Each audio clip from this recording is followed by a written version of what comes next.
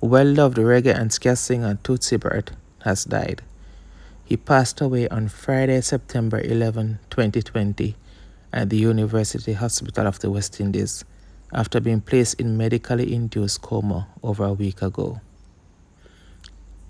The 77-year-old icon, whose birth name is Frederick Nathaniel Hibbert, was the frontman of the groundbreaking reggae and ska group Toots and the Maytals, which for almost 6 decades has been among the most prominent groups in reggae.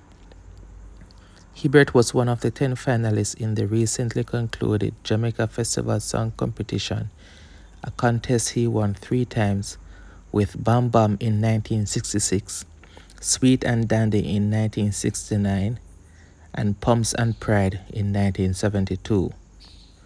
Bambam was later covered by artists such as Sister Nancy, Yellowman, Jayz and Junior Gong, and so many other artists that it has been called a strong contender for the title of most sampled reggae song of all time.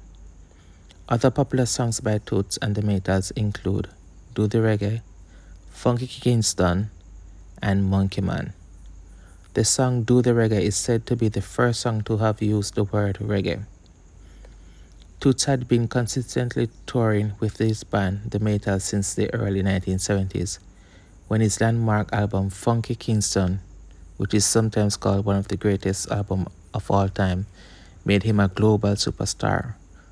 This led him to open for The Who and the Eagles. He and his band won the Grammy Award for the Best Reggae Album in 2005. His live performances were renowned all over the world to be full of passion and energy. He recently released his latest album, entitled Got to Be Tough, on August 28, 2020. May his soul rest in peace.